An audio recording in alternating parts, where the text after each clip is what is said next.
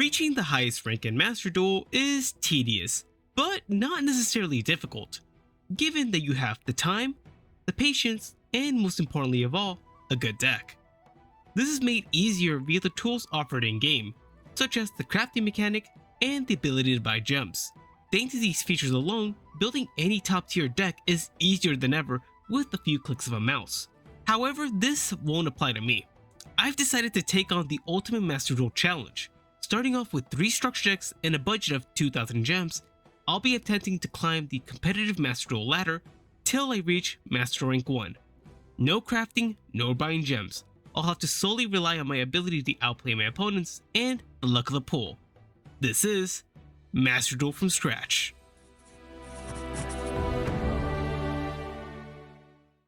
Hey guys, welcome back to the rebirth of Master Duel from scratch.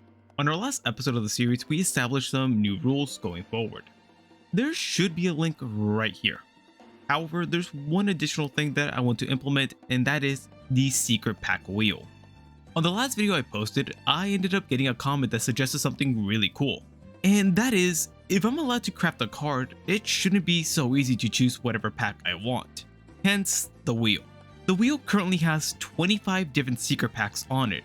I'll be leaving a link in the description below so you guys can check it out if you like. These 25 different packs are of varying usability. To give you an idea of how diverse the selection is, we have packs from Inevitability of Chaos, Fires of Scorching Bond, and even crazy packs like Dragon Kings of the Abyss. So yeah, it's pretty varied. Also, feel free in the comment section below to suggest any other additions to the wheel or any packs to be removed from it. I'm open to all ideas. And one more thing before we continue with today's episode. There will also be a respinning mechanic implemented into the series going forward. I'll be allowed 1 respin per episode, given that on that last episode I ended up coming out with a winning record. However, if I do choose to respin, I'll have to commit to whatever pack I ended up spinning on that second spin. That being said, let's check out that wheel. Alright, here we are at the wheel, and as you can see, there's a ton of different secret packs we can roll for today's episode. So let's go ahead and give it a spin and see what we land on for today. Let's see. Make it good. Make it a good one. Oh. Alright, that's pretty fitting. So we ended up pulling the Dark Magician pack. What a way to start today's episode, honestly. Okay. Let's check it out, I guess. Alright, we're in game now, and time to unlock the Dark Magician pack. So what I'm going to end up doing is I'm just going to craft another copy of Dark Magician, and this should unlock the secret pack. There it is.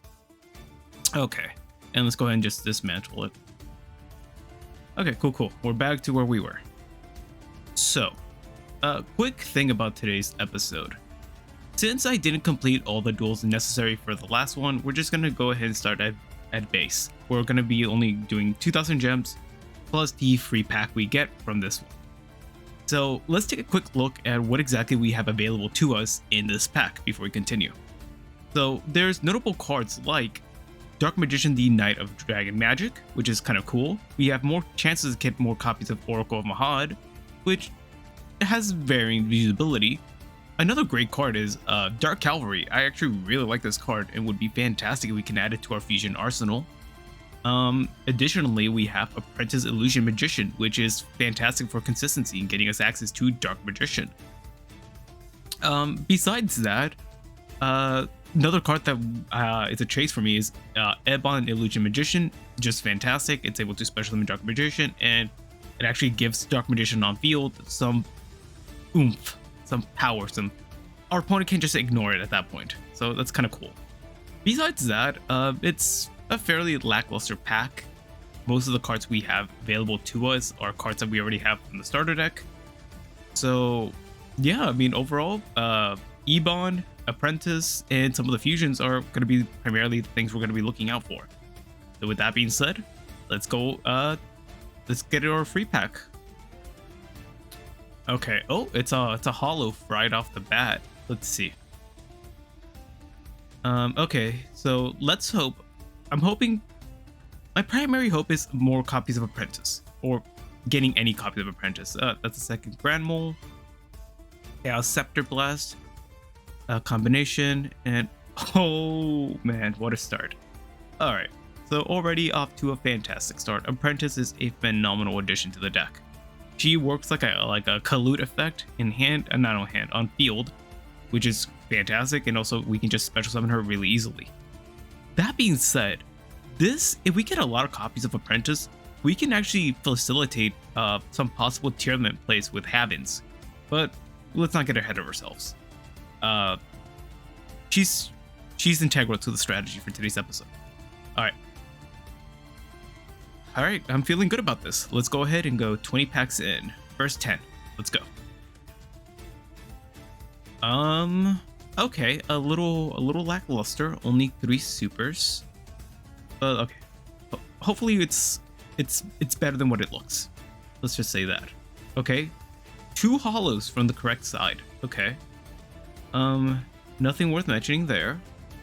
Robe, Rod, we already have a playset of each of those. Another Magician's Souls, that would be crazy if we didn't have it, but we do. And Destined Rivals. Do we have this card? I think we do. It's not that good. It's like a negate. Kinda, is it? If you control Blue Lights or Dark Magician, negate the effect of all face monsters. Yeah, it's kind of like a skill drain effect, but worse. Let's continue. Okay, so this is a common pack.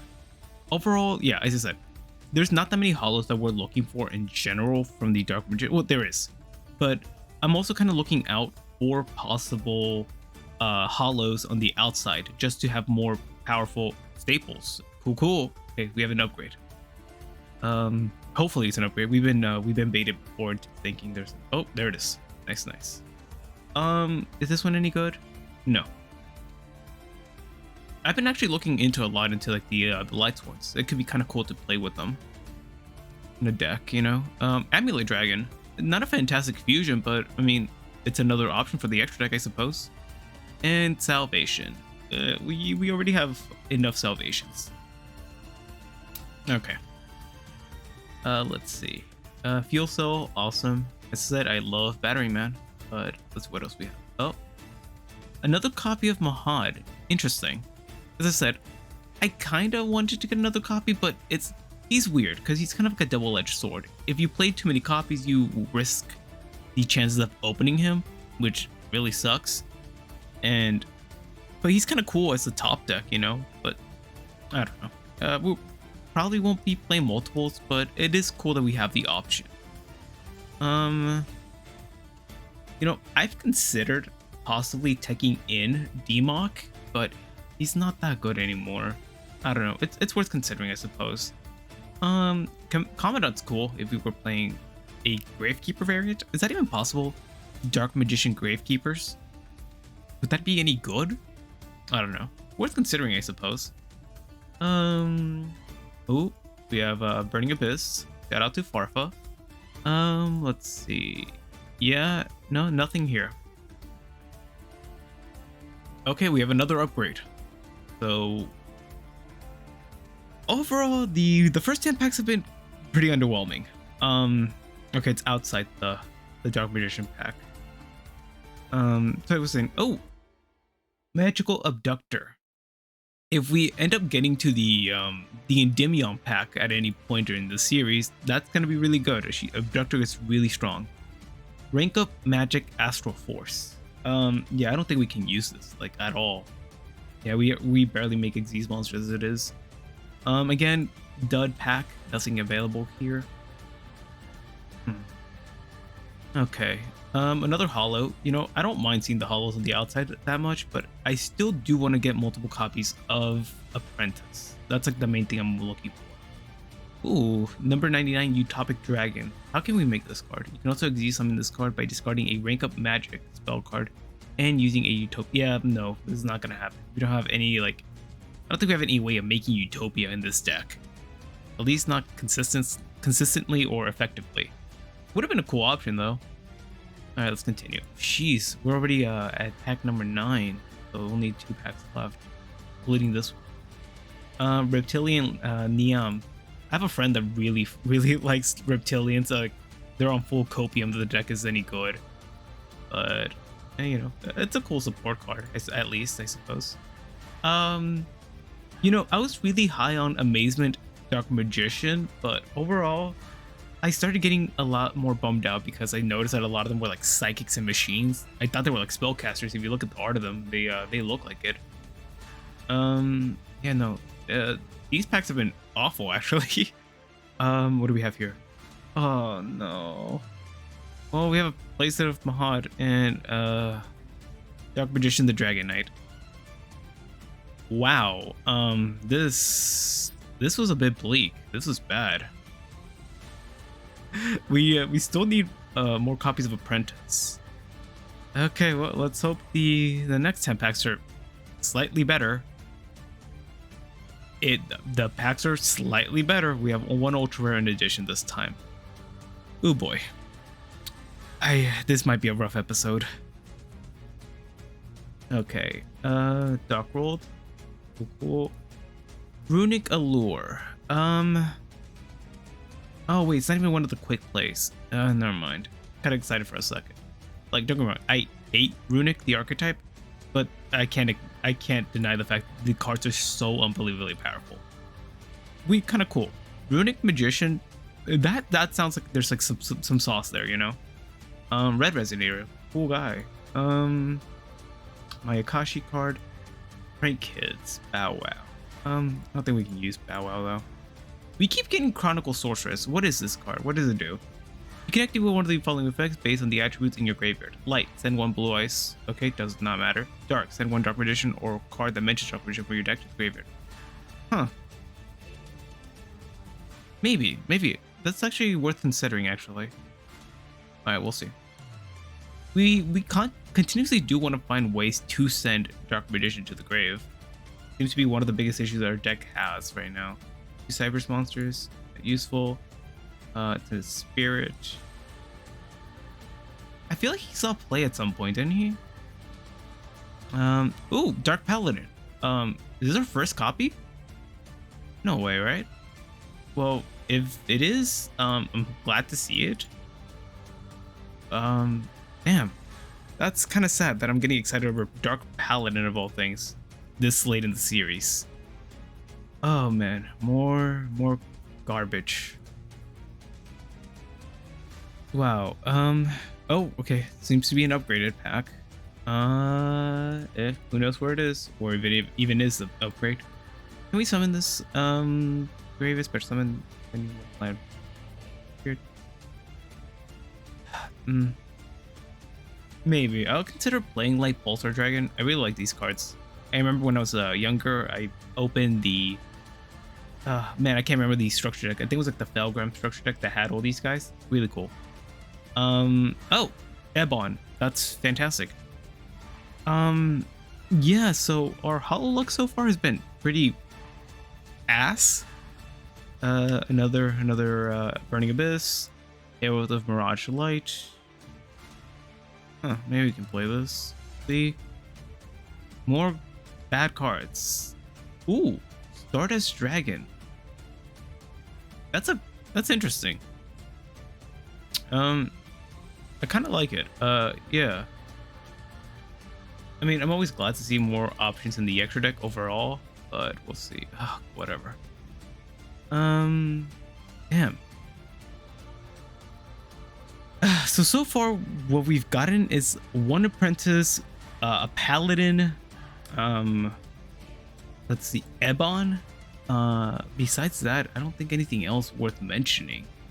That's really sad, and that was from our free pack, the Apprentice. Yeah, wow, this is okay. There's the ultra rare. Please give me something. Okay, wow, there's a lot of holos here. Let's see. Charming Resort Staff, Viral card, Heroic Challenger, another illusion. Wait, I've only gone one so far. This card's really good. I've enjoyed having access to this card a lot. Okay. Random holo, it's an Ice Barrier card, so it's probably bad. Super, god damn it, another Salvation. And Soul Servant. You know, I'd be a lot more hype if we didn't have those cards, but as I said, we already opened the structure deck, so We have a lot of them. Please, let's end on another copy of Apprentice. Pretty please. That's not what I want. Oh man. This is yeah, no, this is gonna be a rough one. I do not know how we managed to continuously have the worst luck imaginable with pack openings. Yeah. I guess I'll see you guys at the deck build. Wish me luck. Alright, so here's what I ended up concocting for today's episode. Overall, the pack opening was really underwhelming, giving us very little to work with. But I think this is pretty decent, all things considered. So let's go over the card by card. Of course, we're gonna be playing Dark Magician, Effect Veiler, 3 Magician Souls, 1 copy of Dark Hex Seal.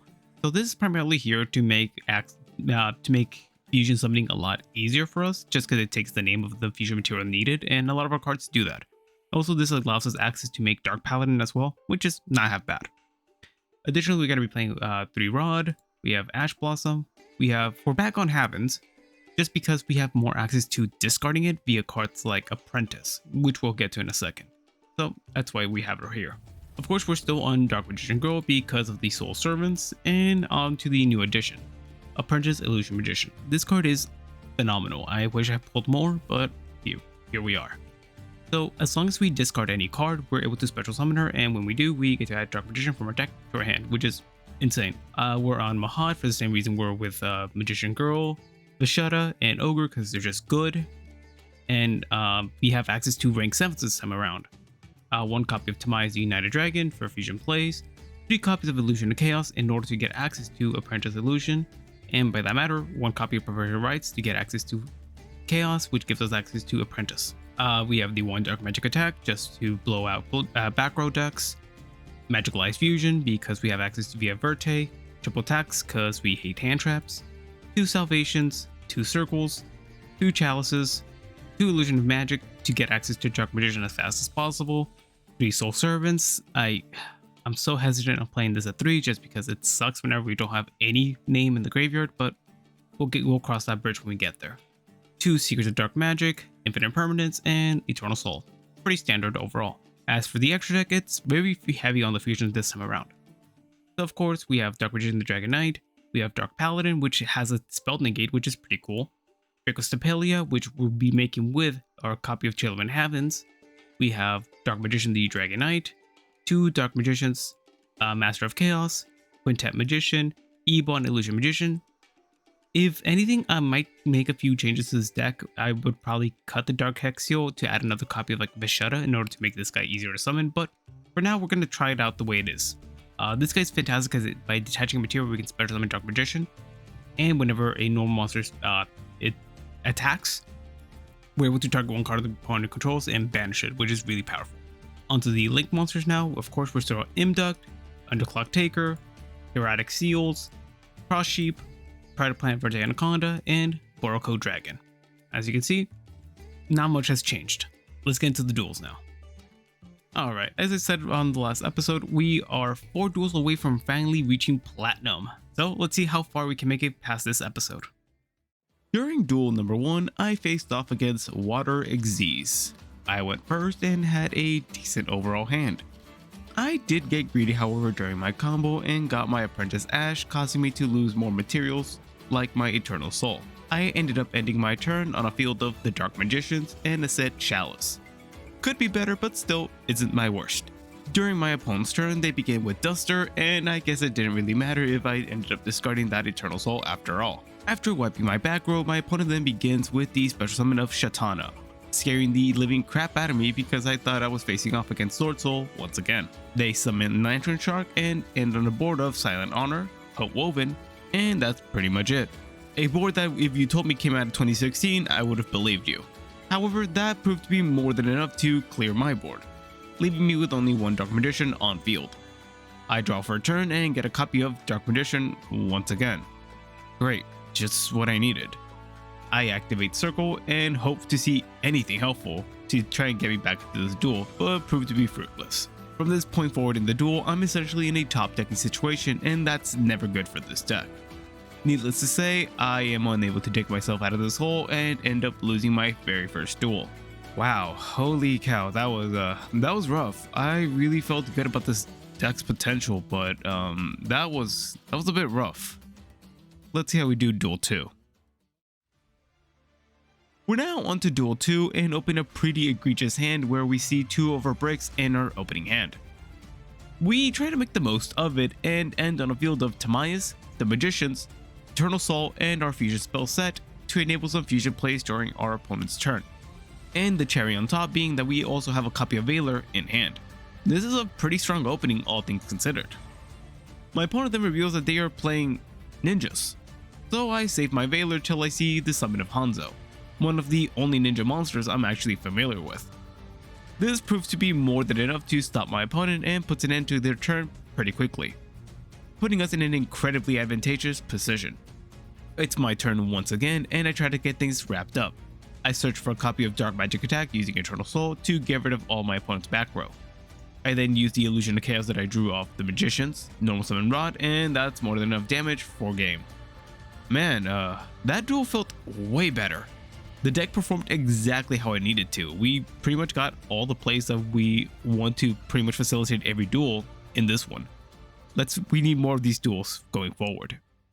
After what felt like a great win, my mood was immediately soured when I had the distinct displeasure of facing off against Snake Eyes. This was my first time actually dueling this deck, and holy shit, it is very strong. They begin the duel with establishing what I can only assume is their standard board, since I had no interruptions to stop them. On my turn, I do my damnedest to see how I can deal with their board. I normal summon Rod, then get hit with Draw and Lockbird. Honestly, that felt like overkill. They didn't need to do that. With me being under draw, there was pretty much nothing else I could do. So I do what I can. I end up making the Magicians, and it just gets shuffled away with the effect of Nightmare Unicorn. And that's all she wrote. On their turn, with literally nothing contesting their field, they proceed to Curve Stomp me. Wow, that was bad. We never stood a chance. Honestly, even through draw, even if they didn't activate draw, there was nothing my deck could have done. They had too much pressure, too many interruptions on field. Yeah, I don't want to duel this deck ever again. Alright, let's move on. Duel 4 was a refreshing palate cleanser after that egregious duel I had to go through. My opponent went first and passed on literally nothing. I then seized the opportunity to get a board of a bunch of big monsters and get to summon Master of Chaos, one of my personal favorite Dark Magician monsters that I don't get to summon often enough, and I just go for game. After the duel, I ended up taking a peek at my opponent's deck to see what were they playing, and yeah, they were just running the starter deck, which feels kinda bad to beat this aggressively. Also, how are they at gold 1 with this deck? That's honestly impressive, but hey, a win's a win. Alright, on to the next. During Duel 5, I went first, and my opening hand looked a bit rough. I special summoned my copy of Kashtira Ogre and hoped for my opponent to just scoop from the sight of it, but no dice. I then set my copy up Infinite Impermanence and activate Circle to see if I can get anything else going this turn, but that doesn't happen. It's then my opponent's turn, and they begin with the special summon of Kashtira Unicorn. Oh no, not this deck again. Fearing the Unicorn Search is an extender, I use Imperm to negate the search and hope it's enough. I am then caught completely off guard when I see my opponent play a copy of Zodiac Whiptail. Huh? Is this Kashtira Zodiac? Oh boy, I've got my work cut out for me this time. They combo off for a bit and make a copy of Infinitrack Fortress Megaclops, a card that is almost impossible for my deck to out. But to make things worse, they then special summon their copy of Zodiac Dryden from the grave and get rid of my circle on field. Wow, this is just lovely. Look at my hand, yeah, no, I think this hand can play itself out of this situation. It can't. I try my best during my turn, but once I start, I get hit with Naxi and an endless barrage of interruptions. The short and sweet of it is, this deck absolutely obliterated me. However, I will say this deck was pretty damn cool. As MBT would say, yeah, this kind of fucks. You know what? I might have to give this deck a try in my personal account. Pretty cool. After that loss, I took some time to edit the deck just a bit. I cut the copy of Havens and Hexseal. Kinda sad to do so, but they just weren't working out in this deck. I then slimmed down the deck a bit more to make room for a small cubic engine, 3 copies of Seed and 2 copies of Ascension. This change was made because I actually remembered one of my commenters telling me in the comment section that this was a pretty good engine. I'll show the comment section right here. Also, if you guys ever have any suggestions to fix up the deck, feel free to let me know. I read all my comments. Now, onto the duel. During Duel 6, I went first and opened a okayish hand, I guess. I struggled through my plays a little bit till I managed to assemble a board of the Magicians, a set copy of Cubic Seed, and a Chalice. Kinda mid, but you know, we've done worse.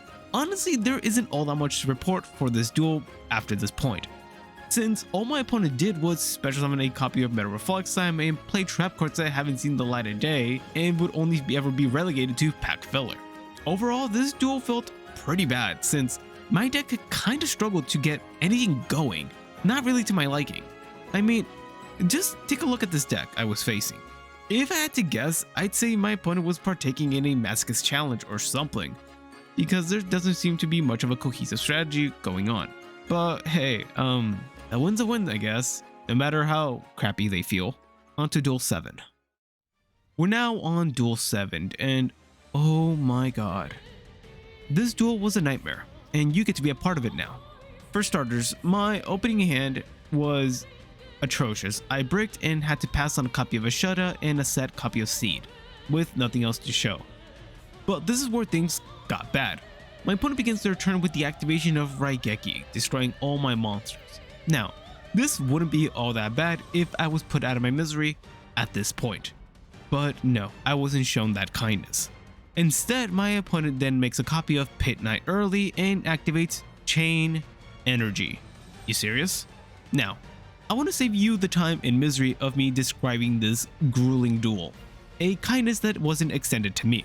This duel went on for 22 turns, a whole agonizing 22 turns of me and my opponent just staring at each other. At one point during the duel, my opponent did end up making Axis Code Talker and left me on almost no life points whatsoever.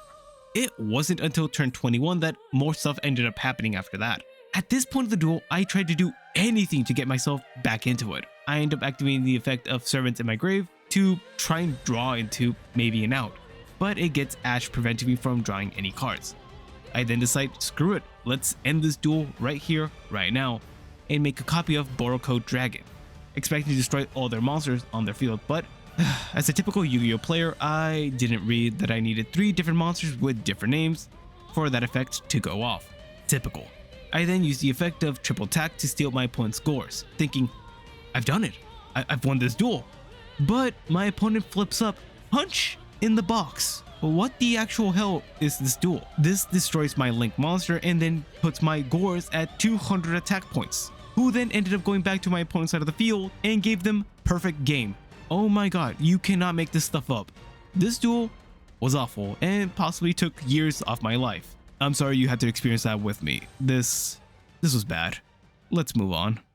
Before going into Duel 8, I made one more change. Pure Dark Magician was just not cutting it and was sucking the soul out of me. So I went back to an old strategy that didn't really work out last time I used it. That's right, we brought back Lair of Darkness Magician. I figured if we're gonna get our ass kicked this episode, we might as well have some fun with it. So here's the deck. Now let's see how it performed.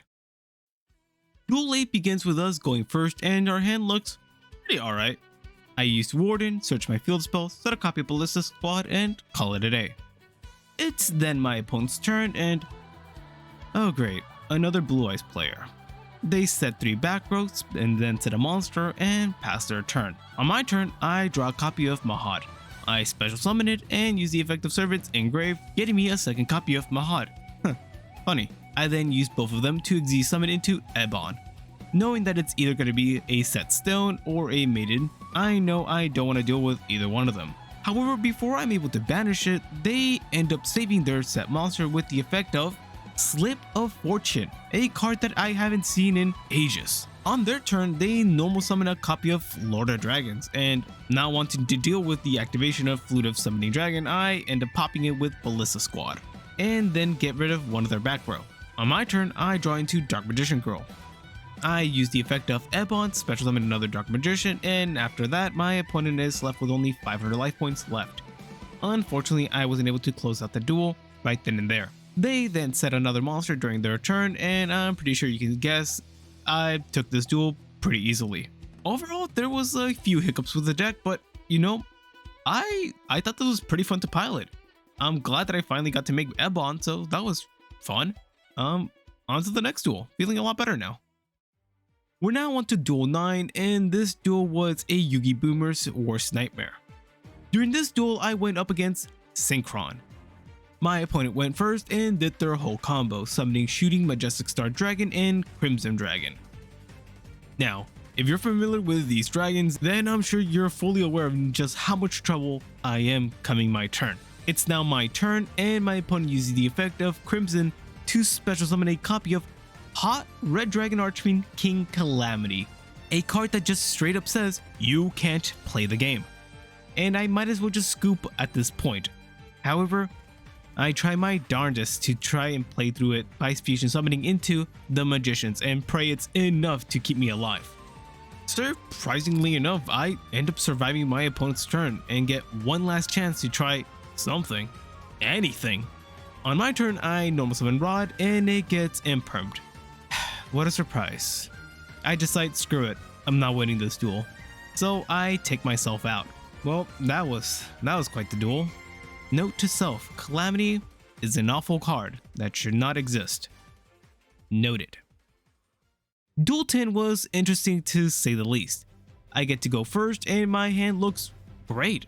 I activate my field spell, use the effect of Souls to special summon a copy of Dark Magician, set Ballista and Grading Virus. A pretty strong start in my opinion. During my opponent's turn, I shut down the effect of Grading and I am then flabbergasted by what I see. My opponent is running some sort of Salamangreat Blue Ice deck? I don't know what Mans is cooking, but get them out of that kitchen. During their turn, they don't do much else, and it's my turn once again. I draw a copy of Warden and normal summon it. I use the effect of Warden to tribute a monster on field and then draw a card, but it gets ashed. So I then enter battle phase and destroy their set monster and pass turn. On their turn, they summon 2 salad monsters and pass. I'm assuming they were just trying to strain their defenses, but who knows. On my turn, I use the effect of Warden once again to tribute Spinny. This then gets Spinny banished and I get to draw one more card. I normal summon Rod but can't quite clench this duel. However, they just end up scooping once they realize they don't have many plays available to them. Okay, well that was a interesting duel. Duel 11 isn't worth recanting since I faced off against Self TK. And as standard, let's move on to the next duel. We're now on the last few duels of the episode. Duel 12 began with my opponent going first and activating Swords of Revealing Light. However, the surprises didn't stop there. It then turns out my opponent was playing Tunes. On my turn, not being particularly intimidated by Mermaid Beatdown, I proceed with my plays and set up a field of the Magicians and Mahad, and then just pass my turn. During their turn, I decide to get rid of Toon World and then realize I actually have zero clue how these cards even work. They then attack me directly for 1400 and it's my turn once again. During my turn, I start performing a crap ton of plays to the point that my opponent decides to just scoop it up, winning me the duel. Hell yes. We're now on a 3-duel winning streak. Maybe we can still nearly come out with a winning record by the end of the episode. Duel 13 was odd. This duel began with me going first and activating Souls. I unfortunately get hit with Max C, so I opt not to summon anything. I then use the effect of Triple Attack to draw into some more cards, but then it gets hit with Ash Blossom. I continue with my turn and end up passing on a copy of Lair of Darkness, Grading Virus, and not much else. On my opponent's turn, they begin by using the effect of Called by the Grave, banishing my Dark Magician. They then seem to be struggling with their hand since they only set one card and pass. On my turn, I draw, and it's a copy of Mahad, which I get to special summon. My opponent then decides to reveal their trap card, revealing its Skill Drain. which doesn't really affect me. I attack and pass my turn. On their turn, they use the effect of Dark Hole, destroying Mahad. Once Mahad gets destroyed, I try to special summon Dark Magician, but it gets negated by the effect of Ash Blossom. It's my turn once again, and what do you know, I draw another copy of Mahad. From this point on in the duel, I was just playing Mahad Beatdown, which ends up being more than enough to win me the duel. After winning this duel, I got curious what the hell was going on with my opponent's deck. Well, it turns out they were also playing Dark Magician, and they were just bricked up with all those hand traps. Well, I guess I've remained the top Dark Magician duelist in Master Duel. Also, with this victory, I end up actually reaching Platinum 4. We are making some good progress so far. Duel 14 started off whimsical, but quickly got scary. Initially, I thought my opponent was playing Toons. That would have been funny, 2 Toon decks in one day. But then I started getting nervous when I saw them keep drawing cards, making me fear that I was facing off against some FTK strategy like Exodia, or something annoying along those lines. As they continued their plays, I then quickly figured out what exactly they were trying to do. They were just playing Red Eyes Meteor FTK, but lucky for me, their FTK didn't go quite off. On my turn, I draw for turn, and it's a copy of Mahad. Man, this guy's been literally glued to my hand this whole episode, but he's been actually quite clutch. I then continue with my turn, activating a copy of Lair of Darkness, and then normal summoning a copy of Warden. I use the effect of Warden to tribute off the Meteor Dragon, which then ends up drawing me into a copy of Eradicator Epidemic, so I'm sitting pretty at the moment. On their turn, I try to see if I can wrap this duel up by activating the effect of Eradicator to call Spell, getting rid of all cards in their hand and field. However, they manage to keep playing and summon a copy of Mana Dragon. On my turn, I tribute the Mana Dragon, clearing their entire board, and that's an easy victory for me. Alright, if I get one more win, I can actually leave this episode with a winning record. We're now on the final duel of the episode, and somehow, this duel managed to make me hate life more than that 22 turn duel. During this duel, I faced off against Blue Eyes. Typical. A deck that I can never seem to be able to escape in the ladder, no matter where I play. I begin the turn with the Summon of Vishada and get Max Seed. I then decide one draw is more than enough for my opponent and pass my turn. They don't do much on their turn, however, they just set 3 cards and it's my turn once again. For the next few turns, me and my opponent don't do much else but just pass and just stare at each other. Eventually, by turn 8, my opponent decides to take matters into their own hands and tribute summon for Blue Eyes White Dragon. On the summon of Blue Eyes, I decide to activate the effect of Eradicator Epidemic to tribute off Blue Eyes and call trap cards. Noticing that they have so many set cards, they're bound to be trap cards, right? I call it correctly and clear all their traps. But my opponent wasn't done with their turn. They managed to loop the effect of Spirit multiple times to banish both my back rows and clear both monsters on my field with twin Blue Eyes White Dragon. On my turn, I draw, and I draw into one of the best cards in this deck, and the card that made this duel as agonizing and painful as it ended up being, Cubic Ascension. For the next 10 turns, this duel diverged into my opponent doing their damnedest to out Cubic Seed, them succeeding and then being reset back to 0 by me special summoning back to the field. Eventually, they end up making a copy of number 23, Lancelot, Dark Knight of the Underworld, a really awesome Xyz monster that doesn't get enough love in my opinion. I can only imagine my opponent's thought process summoning this card was, if I can't get rid of Cubic Seed, I might as well attack them directly until I win the game. On my turn, I managed to destroy their Xyz monster since I don't want to deal with getting poked for 2k every turn, and think, finally, this duel is almost over. But of course, it couldn't be that easy. Why would I expect such a thing? My opponent then proceeds to top deck Monster Reborn and brings back their copy of Blue Eyes White Dragon. They then do their best to try and end this duel, leaving me at 200 life points. This then triggers the effect of Karibo in the graveyard to special summon Dark Magician, and on my turn, I finally am able to put an end to this living nightmare by using the effect of Vishada in the graveyard to bounce back that Blue Eyes and go for game. Oh man, dude, what the actual hell? 2 20+ turn duels in the same episode. My goodness. I don't think I'm gonna be able to use Ascension plus Seed ever again if this is gonna be the result of it. Sheesh, that was rough. But hey, we did end up getting through this episode on a 10-5 record. That's the silver lining at the end of the day, I guess. So with that, this concludes Master Duel from Scratch episode 10. The Dark Magician pack was a bit rough to say the least. But on the bright side, we did get 2 very important monsters for our collection in Ep.10 and Apprentice. Not only that, but I was quite surprised at how well the Lair of Darkness deck performed. I thought that the addition of 1 more layer wasn't gonna make that big of a difference, but I was quite surprised with how it performed and quite disappointed with how Pure Dark Magician ended up doing. This is making me realize that Pure Dark Magician isn't really a strategy that can sustain itself, at least not with the cards we have available to us. Also, I'm actually kind of a big fan of the implementation of the wheel. I feel like it could make things a lot more interesting going forward, and hope you guys liked it as well. Let's just hope I don't land on Dark Magician once again.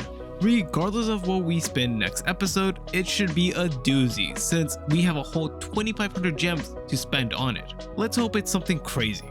But if you did end up enjoying today's episode and want to follow me on this journey to see the evolution of this deck, then make sure to hit that subscribe button so you don't miss a single episode. And if this is the first episode you're catching, then click right here to check out the entire series. Or if you're interested in other Yu-Gi-Oh content, then click right here to check out some of my other videos. But with that, I've been Topsy. Have a wonderful rest of your day, and I look forward to our next encounter.